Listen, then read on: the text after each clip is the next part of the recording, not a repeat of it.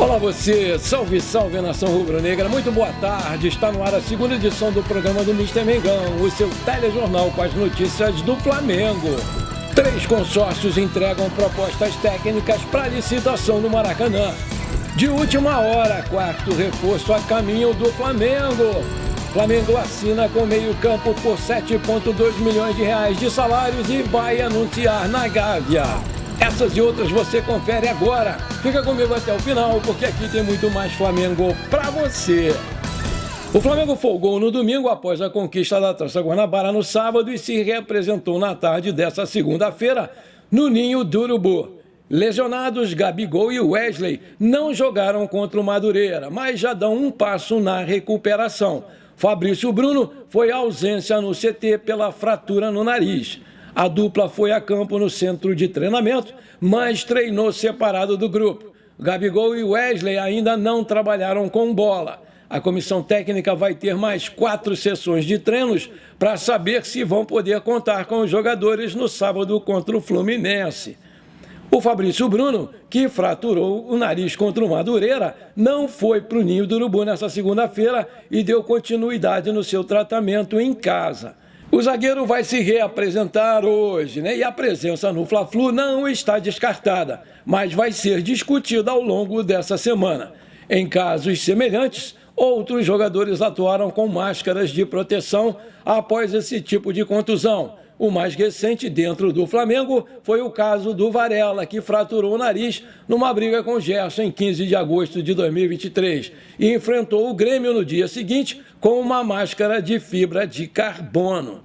Outra novidade na semana vai ser o Léo Ortiz, o novo reforço do Flamengo, desembarca no Rio de Janeiro nessa terça-feira, entre 5 e 6 horas da tarde. Como vinha atuando pelo Bragantino, o zagueiro vai ser integrado sem preocupações ao elenco.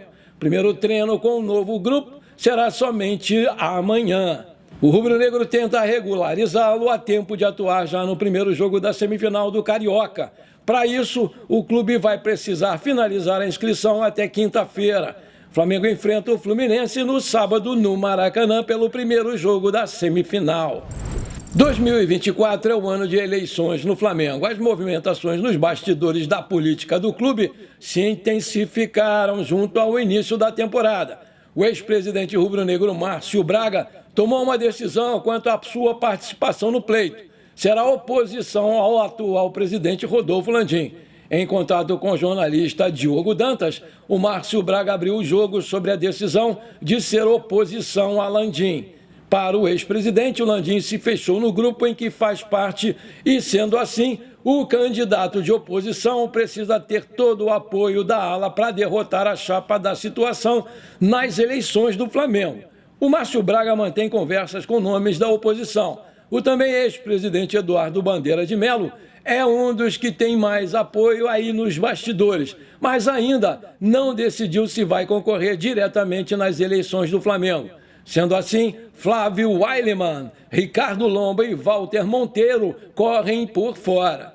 Houve uma reunião para unir a oposição, depois daquilo não teve mais nada. Tem que esperar um pouco. Há bons candidatos. Bandeira é o que eu menos simpatizo. Completou lá o Márcio Braga, ainda na conversa com o jornalista Diogo Dantas.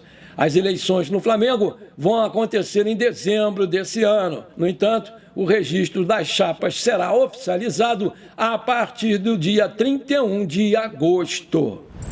Na manhã dessa terça-feira, os 3 consórcios concorrentes na disputa da licitação do Maracanã entregaram os envelopes com as propostas técnicas no auditório da Casa Civil, na sede do governo estadual, no Palácio da Guanabara.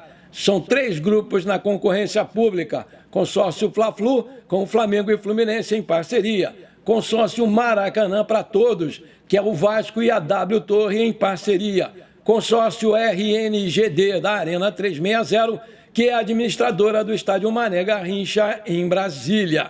Os envelopes foram abertos e vistoriados por cada grupo. numa cerimônia protocolar antes da suspensão do processo.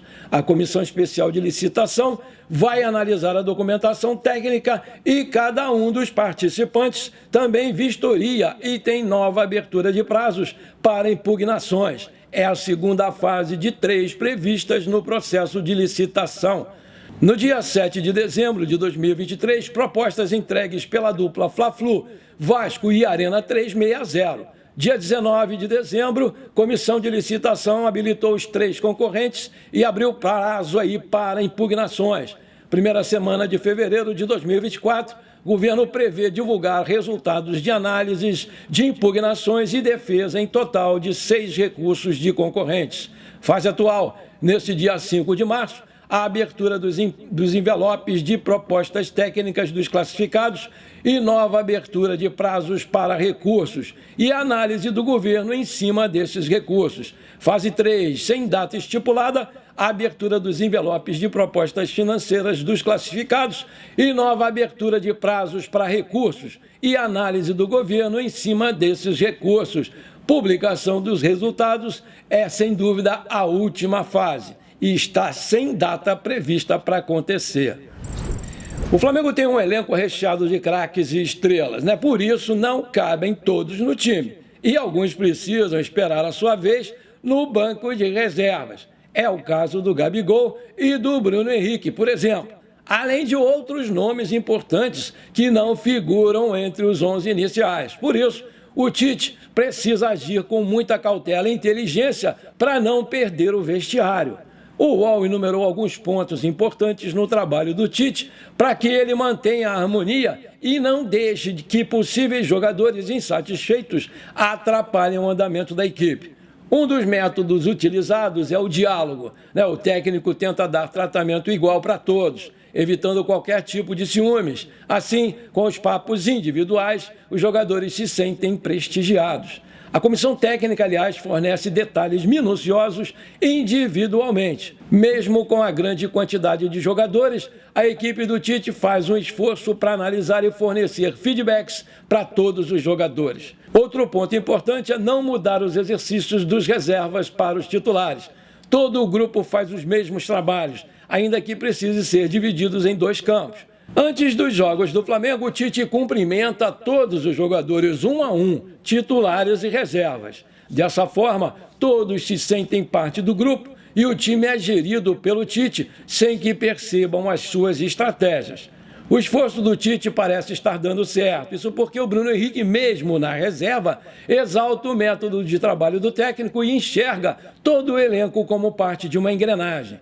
O Tite é um técnico que conversa com todos os jogadores. Ele faz todos os jogadores se sentirem importantes, jogando ou não. Estando no banco ou jogando, eu vou dar sempre o meu melhor. Ele consegue conversar bastante com todos. A temporada é longa e todo mundo deve estar preparado para jogar e para ficar no banco de reservas também, disse lá o nosso BH27. Aí eu te pergunto, até aqui, você está gostando do trabalho do Tite, da sua comissão técnica? Coloca aí. Maravilha, se você está curtindo o nosso programa, então não esquece, manda brasa agora no like para fortalecer o nosso canal. Se você ainda não é inscrito, bora lá, me dá essa moral, vou ficar muito feliz com você. Aperta o botão inscrever-se, aperta o sininho ali e pronto, simples assim. Muito obrigado.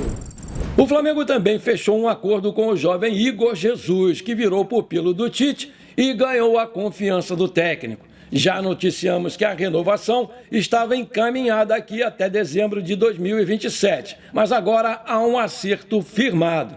O Igor Jesus vai receber um aumento salarial de aproximadamente 40% e receberá algo em torno de R$200 mil por mês. Multiplicando esses valores por 3 anos, o Mengão vai ter um custo de 7,2 milhões só de salários com o volante.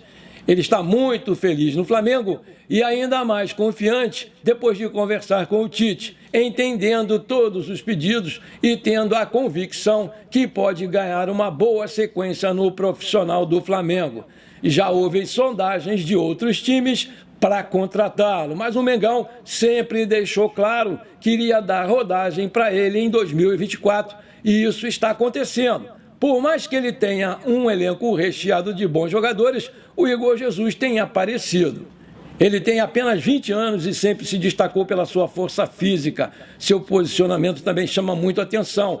Rouba bolas e consegue chegar próximo da área como elemento surpresa e chuta muito bem de fora da área. Nos treinamentos, o meio-campo também se destaca bastante. A sua fome para ser um grande jogador impressiona e convence o Tite, que agora pensa em muitas outras possibilidades de jogo para o garoto.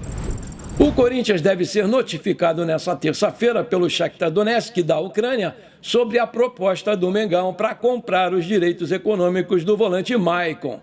A oferta do Flamengo é de um contrato de 4 anos que gira em torno de 6 milhões de euros, cerca de 32 milhões de reais na cotação atual. Com o jogador, o Bruno Spindel garante que já está tudo acertado.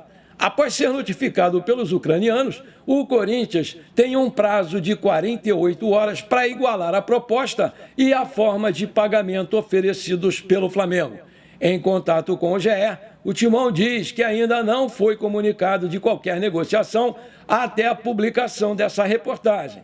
O Maicon está emprestado ao Corinthians até o final de 2024 e tem uma cláusula que, em caso de venda do jogador pelo Shakhtar Donetsk, no transcorrer desse empréstimo, o Corinthians tem a preferência para comprá-lo, mas em caso de não efetivá-la, o seu empréstimo com o clube estará automaticamente desfeito e o jogador deve voltar para o clube ucraniano. O contrato do Maicon com o time da Ucrânia é válido até o fim de 2026.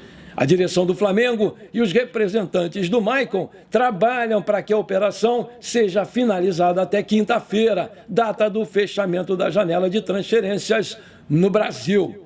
Por se tratar de uma transferência internacional, já que o jogador pertence a um clube da Ucrânia, há o entendimento que vai ser necessário encerrar a negociação até o dia 7. Mas, apesar do tempo curto, há um grande otimismo e um grande desfecho positivo.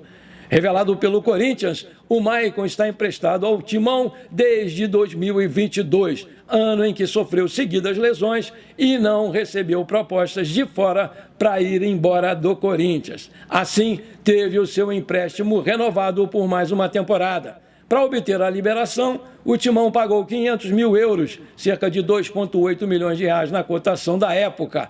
Em 2023, foram 57 partidas e 3 gols. Nessa temporada, depois de um início turbulento, o Maicon tem recuperado seu bom futebol e tem feito boas partidas. Já foram 11 no total, com 2 gols e 2 assistências. Caso aceite a proposta do Flamengo para a venda do Maicon, o Shakhtar Donetsk precisa comunicar imediatamente o Corinthians dessa sua decisão. O clube paulista vai ter o prazo de 48 horas para igualar a oferta e ficar com o jogador em definitivo ou abrir mão dele. A negociação foi revelada pelo portal Gol e confirmada pelo ge.com. Oficialmente, a janela de transferências do futebol brasileiro se encerra nesta quinta-feira, dia 7 de março. No entanto, jogadores que disputam campeonatos estaduais em 2024 podem ser registrados por clubes das séries A e B do Brasileirão após esse prazo, desde que assinem contrato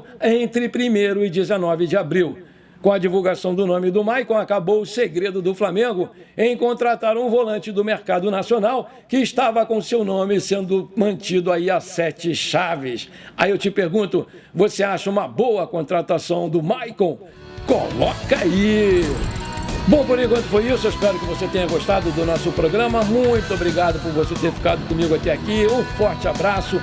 Bora ser feliz. Pra cima deles, Mengão!